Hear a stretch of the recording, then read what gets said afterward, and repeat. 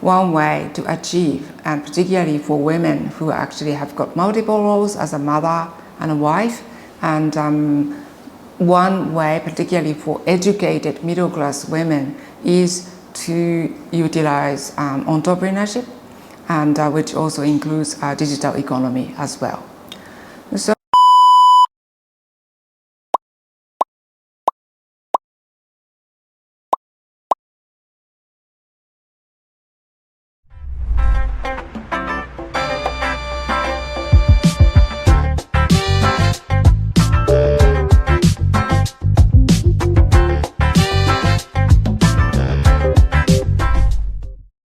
hello everyone, I'd like to say Selamat siang. My name is Minako Sakai. I'm Associate Professor in School of Humanities and Social Sciences at University of New South Wales in Canberra. I'm very pleased to talk to you about women and entrepreneurship, advancing gender equality in Muslim countries. So my intention is to draw my research on women, particularly business and empowerment. And together with my colleague, Professor Amelia Fauzia, we published a book called Women Entrepreneurs, Business Empowerment in Muslim Countries. And prior to this, I have an Indonesian book called Muslimah, Kewirausahaan dan Pemberdayaan Masyarakat, which really came out, published by Dompet Duafa Foundation. So based on my research, which really extends in Indonesia for several decades, I'm going to talk to you about what's the successful kind of key factors which really work to foster women's entrepreneurship, particularly in Muslim countries where women's position is very lower than men, and usually decision-making power rests upon men. And I'd like to also talk about how Indonesia is really going in this milieu. So let me talk through about what I have found out. So my research area, just background, is international development, and I have also worked on what can work as a sort of fostering resilience after post-disaster, particularly among community members. So I work on these issues, particularly as an anthropologist. I look at culture and values and gender norms and development policies, and what kind of things actually work to enable community to be resilient, and that includes particularly entrepreneurship as a way to trigger gender equality. And so what I talk to you will consist of three things. Key points would be my approach. I did collaborative research with Professor Amelia Fauzia from WIN Jakarta. So our approach to women and economic empowerment. And then also I will talk about case studies of Muslim countries and main findings and what we can actually learn from this. What's really important about women's economic empowerment is prior to COVID, already gender inequality was prevalent.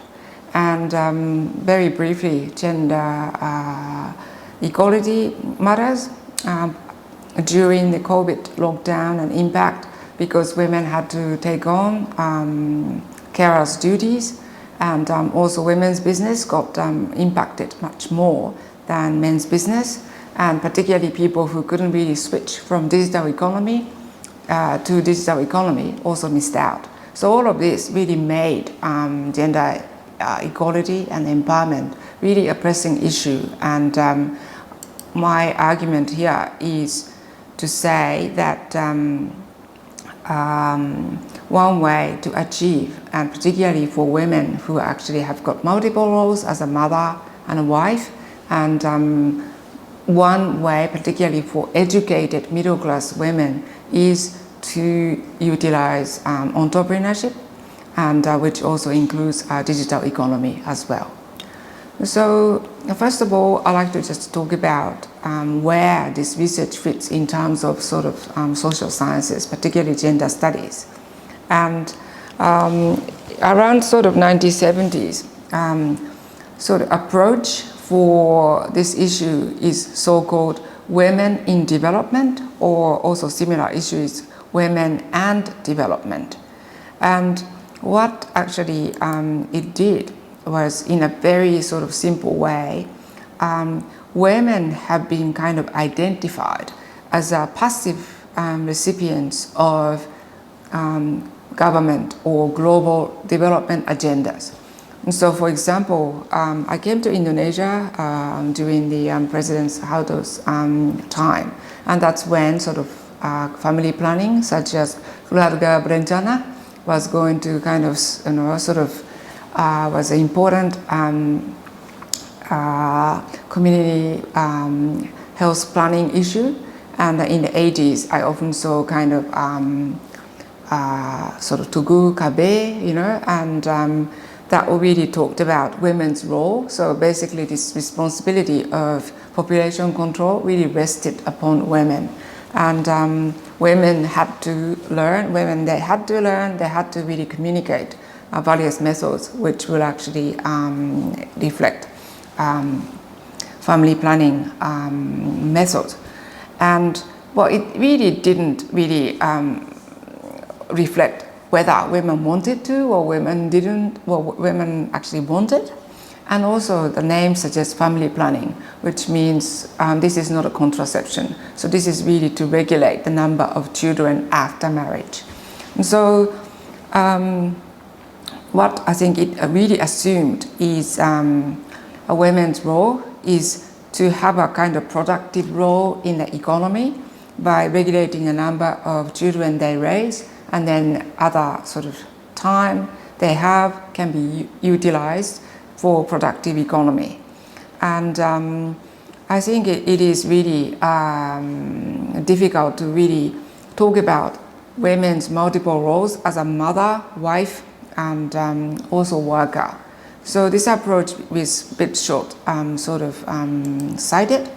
And then particularly, I think in the late 80s towards 90s, the development perspective changed to gender and development, so-called GAD or GAD.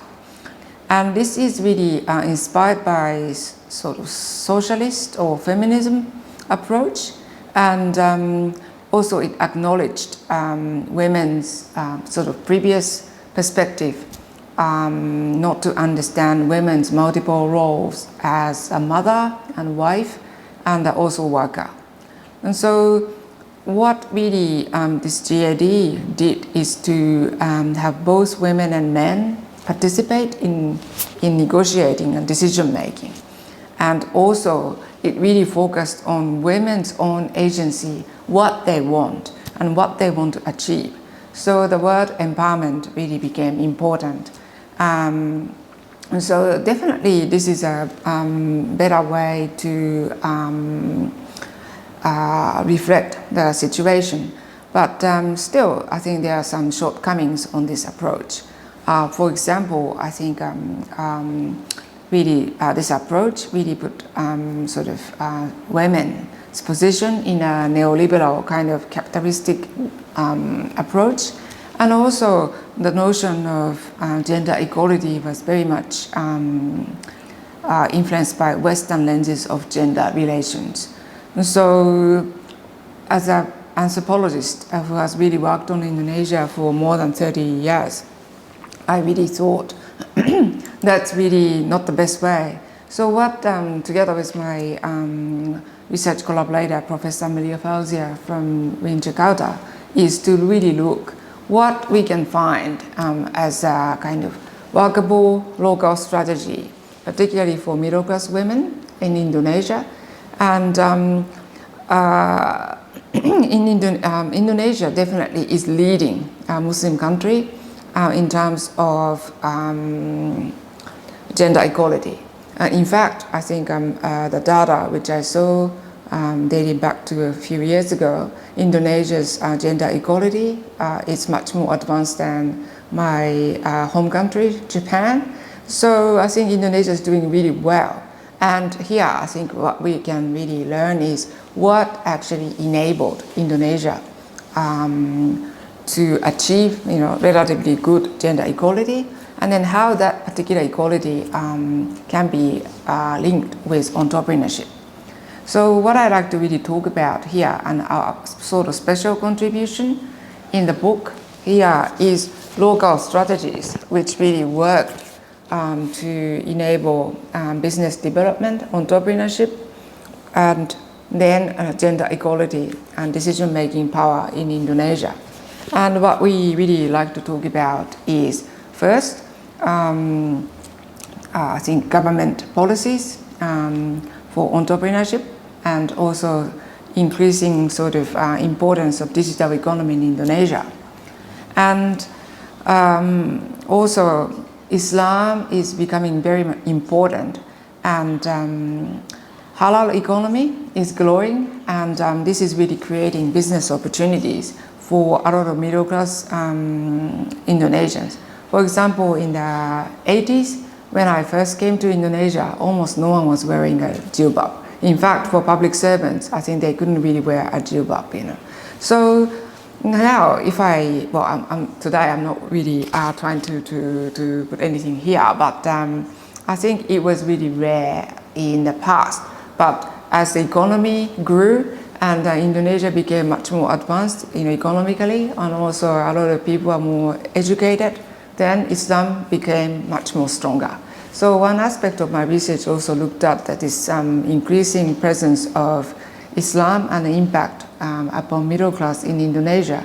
And what we like to say is Indonesian middle class people are very much really concerned about how Islam can really inform and guide everyone's life.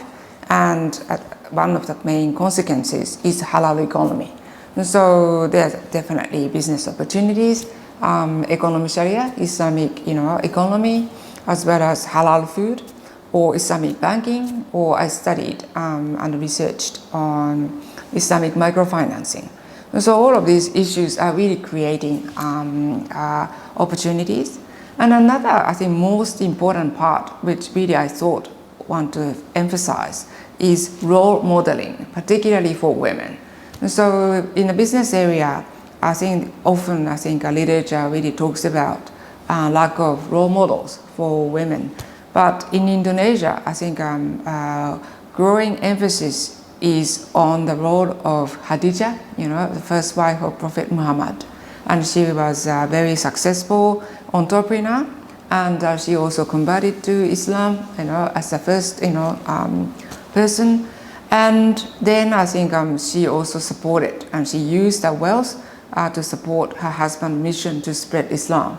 So she's really considered to be really one of the, career women who raised family and who was a good wife, So all of this can inspire a lot of Muslim women, particularly educated Muslim women. And this is a kind of new emerging role model, which is also as important as Aisha, So Aisha is also a name of women's wing for Muhammadiyah as well.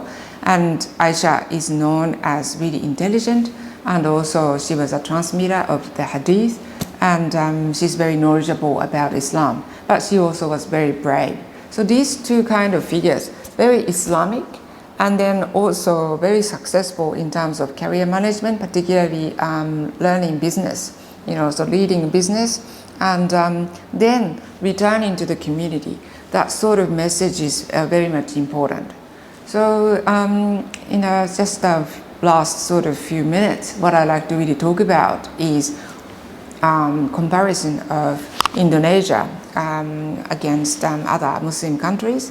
For example, if you look at World Economic Forum's gender equality data, Indonesia is well ahead of Bangladesh, for example, or Saudi Arabia, and also Malaysia. So Indonesia's gender equality matter is very impressive. So if we look at other countries like Saudi Arabia, what really didn't work, was perhaps previous, sort of economic policy, which relied heavily on oil production, that really attracted a lot of migrant workers to Saudi Arabia, and women actually didn't really get much job opportunities. So until Saudi 2030 was kind of instituted, women also couldn't really drive, so that was really a very hampering, very debilitating factor. And so what's now happening, particularly in terms of economic entrepreneurship, women's entrepreneurship, is a lot of educated, particularly Western educated women are becoming entrepreneurs in Saudi Arabia, and they are kind of promoted as a kind of face of new, Muslim women. But they are not necessarily kind of showing that they are raising a family. So sort of they're still very young and single, So we like to see eventually what's going to happen in Saudi Arabia together with Saudi 2030. That's really an important area. And another country I looked at is Bangladesh, a South Asian country, strongly Islamic. And I think the country has done very well, particularly by giving scholarships to women. But I think what's really limiting women's economic participation is strong pressure for women to get married. And then they marry relatively young, and then also they kind of live together with in-laws. And their job is kind of defined as to look after their sort of new family and family members-in-law.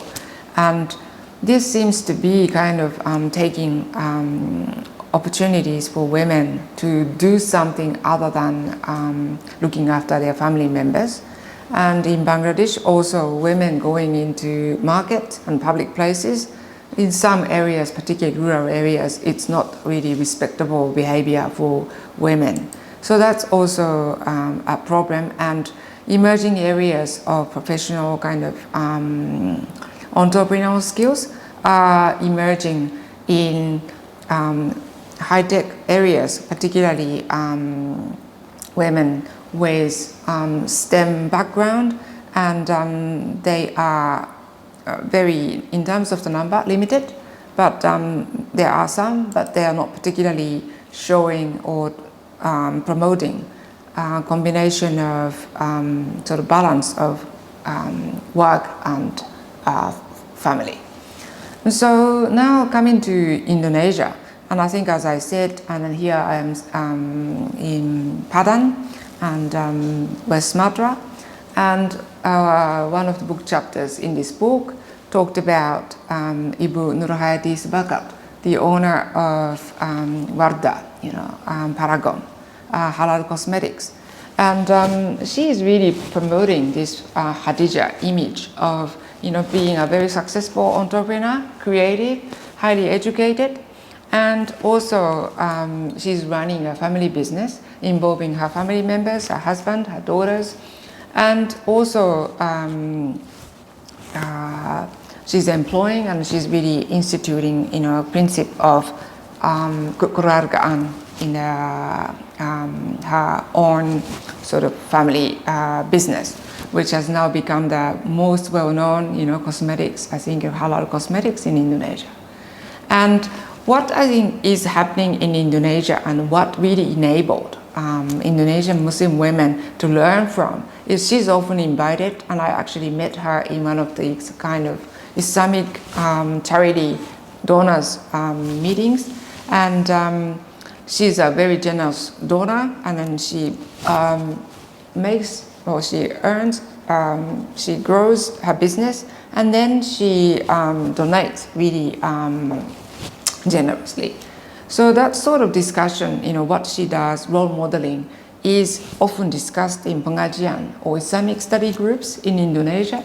And in Indonesia, I think who you want to listen to really varies, depends upon your choice. And the Indonesian Islamic authority system is enabling Indonesian Muslim women to talk about, to find role models such as Ibu Nurhayati and imitate. And as I said, also Ibu Nurhayati also mentioned that this hijabas, really looking very pretty, but Islamic, that sort of boom is very important. And also a lot of people can sort of do catering jobs in Indonesia, because I think that's a tradition of Dharma Wanita or PKK, where sort of village or sort of community women learned about how to make small snacks, how to prepare nutritious food for kids, which the government did. So I think this long-term development plans from the Indonesia's government really supported capacity building for a long time, which really enabled a lot of women. Well, they're educated, free school education for 9 years now, and a lot of here. I think I'm actually talking here in front of students, and then I can see more female students in front of me, and that really situation really allows Indonesia to flourish. And they can also have creative interpretations of Islam, particularly learning from or modeling on Hadija. So that really brings me back to the very last country, Malaysia. And Bibi Yusuf is one of the figures I focused in our book. And she's actually posting a lot of her family stories on YouTube. And then she also develops ideas, business ideas, and then she shares with audience. And then eventually that interaction leads to new product. So that also is linked to this innovation, But she's also middle class and educated in UK. And she's really sharing sort of modest Muslim fashion as her business. So to summarize, I think what really I like to emphasize is this entrepreneurship in Indonesia is working as one of the local strategies for women's empowerment in Indonesia. And also, therefore, women are turning to entrepreneurship, really to balance life, family life and work. Because if you're working for someone, you really struggle to get permission to take leave when children are, family members are sick. So this particularly entrepreneurship, particularly digital format, if you can handle, then I think that really enables women to have all, which means family and then career. And so I think that's a really good creative solution, particularly for educated middle-class women who are really finishing their undergrad, particularly tertiary education. And also Muslim women, after successful, entrepreneurial kind of success, then women also donate generously, and that also gives kind of network. And then that's also giving a very different narrative of being a good woman, who is not driven by greed or who's driven by profit. They are there to really build, Islamic community, Ummah. So that's a really good message, and which really doesn't really attract much challenge from community, social support is there. And because women are so good, and then they also work together with their husband, so often I think husband also gain social recognition. And so what we are getting here is entrepreneurship particularly, and charitable activities. They work together, and I think that really also selling some kind of Muslim lifestyle product so far seems to be working very well, and that's really one of the factors which really made Indonesia's gender empowerment really successful. And also we can talk about entrepreneurship, success in Indonesia. So what I really like to emphasize here is for the future, what kind of areas women can go into. And I think we have really seen cosmetics or food, or textiles. But I think perhaps women in Indonesia can go into more forward-walking,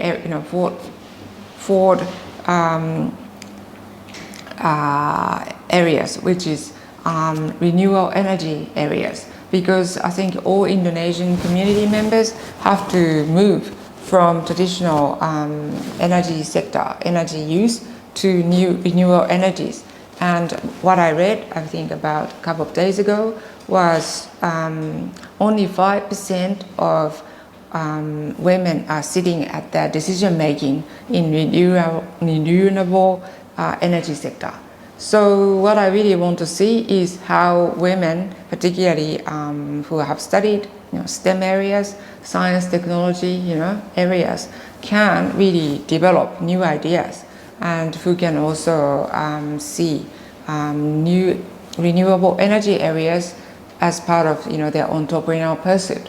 I think that would be a fantastic kind of way, particularly coming from orang Minang or masyarakat Minangkabau, where women's position, Bunda Kandung, is very important. So Bunda Kandung's role is to maintain, to really be resilient, to protect the land.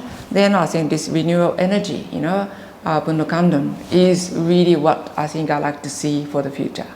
So that really summarizes my talk today, and I'm hoping that this will give you some of the kind of insight about Indonesia's successful entrepreneurship, particularly with a focus on women. So thank you very much. See you.